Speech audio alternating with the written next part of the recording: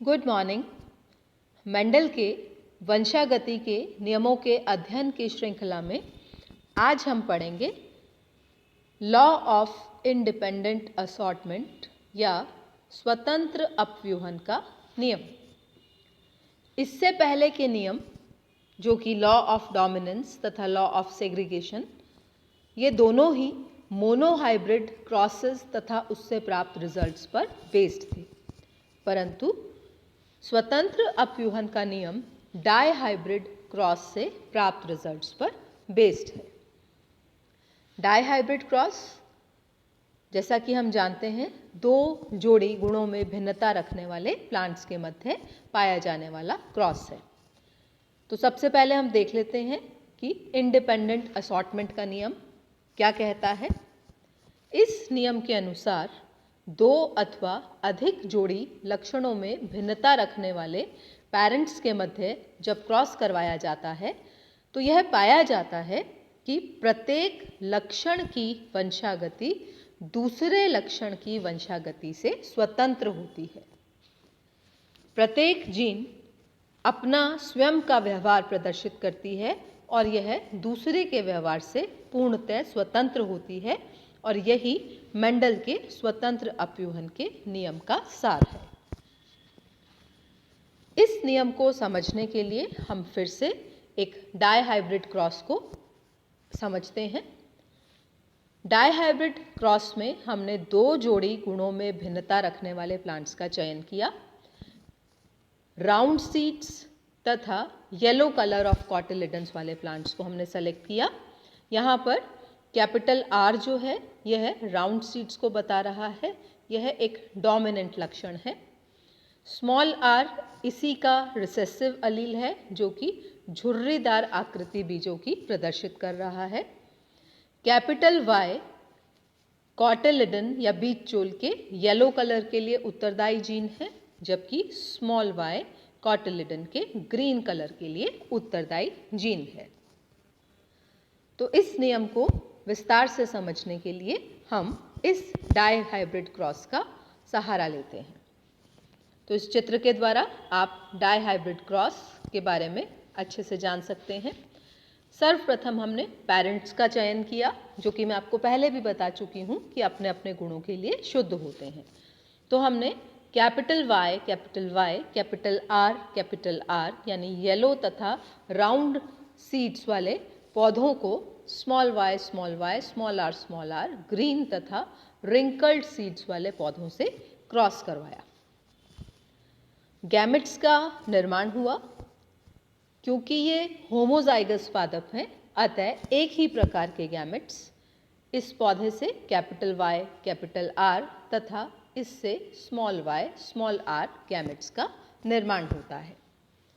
निषेचन की क्रिया के पश्चात हमें F1 पीढ़ी फर्स्ट फीलियल जनरेशन प्राप्त होती है और F1 पीढ़ी में हमें हाइब्रिड प्राप्त होता है, और यह हाइब्रिड प्रभाविता के नियम के अनुसार केवल प्रभावी लक्षणों से युक्त होता है, अतः सभी पादप हमें येलो तथा राउंड नजर आते हैं।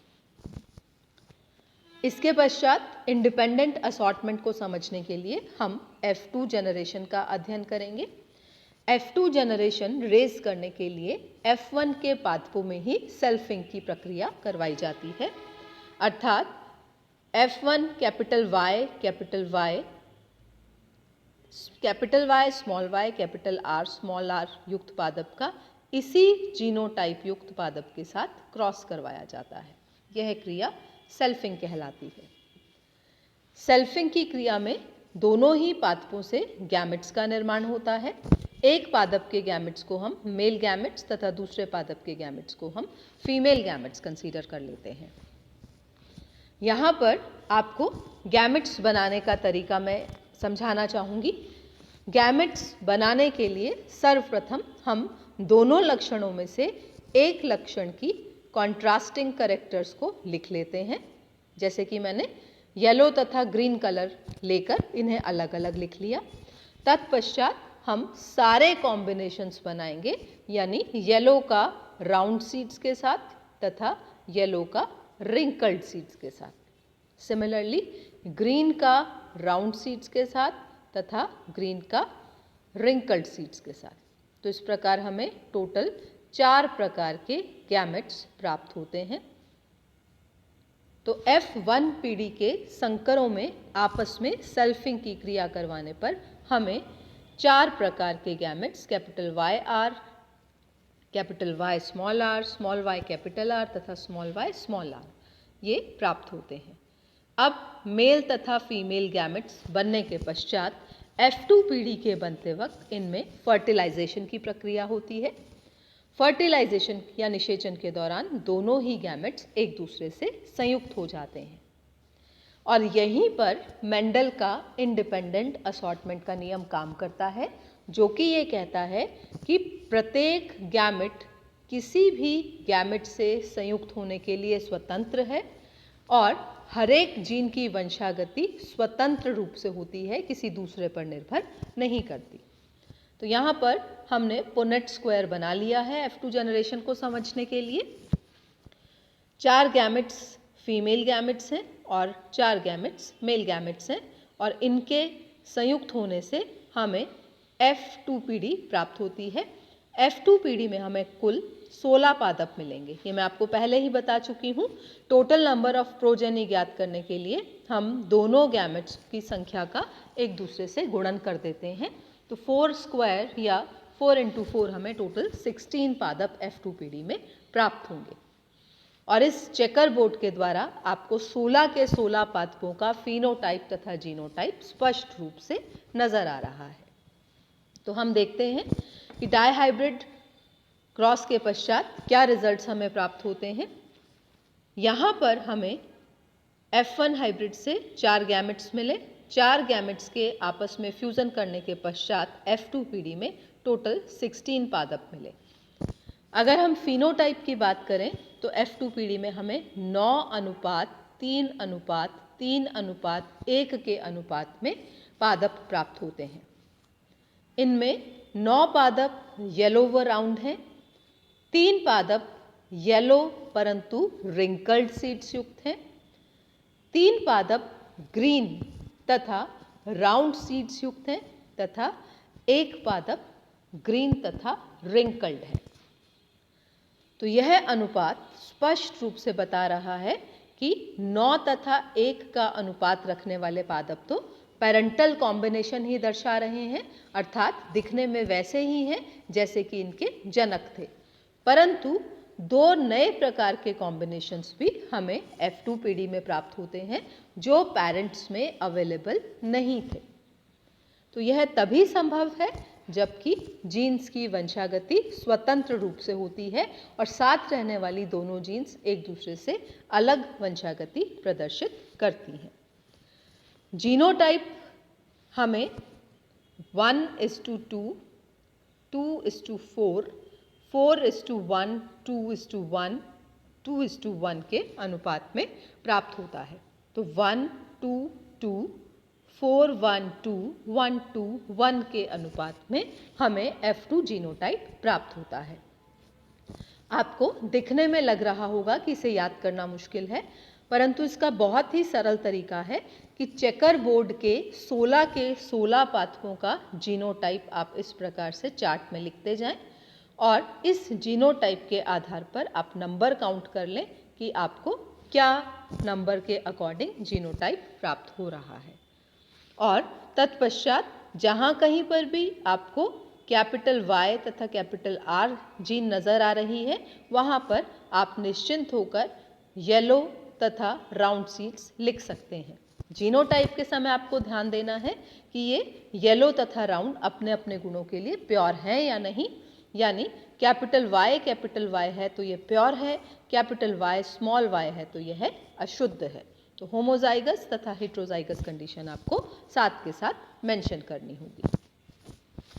अब मैं 9:3:1 के अनुपात को और बेहतर तरीके से समझाने के लिए पुनः आपको इसी चेकर बोर्ड पर ले आती हूँ। यहाँ हम देखेंगे कि 9 पादप ऐसे हैं जिनमें कि दोनों ही प्रकार की डोमिनेंट जीन उपस्थित हैं। कुल न्यूनतम 2 डोमिनेंट जीन्स उपस्थित हैं। 3 पादप ऐसे हैं जिनमें सिर्फ एक प्रकार की चाहे वो कैपिटल Y हो चाहे वो कैपिटल R हो, एक ही प्रकार की डोमिनेंट जीन पाई जा रही है। और एक पादप ऐसा है जिसमें कोई भी डोमिनेंट जीन उपस्थित नहीं है, यह पूर्णतः रिसेसिव जीन से मिलकर बना हुआ है। तो इस अनुपात को समझना आपको मेंडल के नियमों को समझाने में अत्यधिक सहायक सिद्ध होगा। इस चेकर बोर्ड के माध्यम से मैं आपको बता देती हूँ कि वे 9 पादप कौन से हैं जिनमें दोनों जीन्स उपस्थित हैं। तो 1, 2, 3, 4, 5, 6, 7, 8 तथा 9, यह 9 पादप। दोबारा से मैं लिख देती हूँ, 1, 2, 3, 4, 5, ये पादप हम नहीं ले सकते, 6, इसको भी हमें छोड़ना पड़ेगा, 7, 8 तथा 9, यह 9 पादप ऐसे हैं जिनमें कि 2 डोमिनेंट जीन कैपिटल Y तथा कैपिटल R उपस्थित हैं। 3 पादप ऐसे हैं जिनमें डोमिनेंट जीन के रूप में सिर्फ कैपिटल R उपस्थित है, 1, 2 तथा 3। चूंकि इनमें कैपिटल R उपस्थित है अतः बीज गोलाकृति के होंगे परंतु विद ग्रीन कॉटिलिडन कलर होंगे। 3 पादप ऐसे हैं जिनमें कि सिर्फ एक डोमिनेंट जीन यानी कैपिटल Y उपस्थित है। इसको हम स्टार साइन से दिखा देते हैं, नंबर 1, नंबर 2 तथा नंबर 3। ये 3 पादप ऐसे हैं जिनमें कि सिर्फ एक डोमिनेंट जीन उपस्थित है। इस वजह से यह येलो कलर के परंतु रिंकल्ड सीड्स के साथ होते हैं।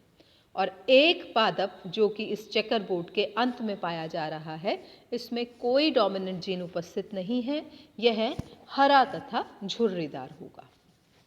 तो इस प्रकार आप 9:3:3:1 के फिनोटाइप को इस चेकर बोर्ड में से निकाल सकते हैं और यह आपको इंडिपेंडेंट असॉर्टमेंट तथा मेंडल के नियमों से संबंधित न्यूमेरिकल्स सॉल्व करने में अत्यधिक उपयोगी सिद्ध होगा।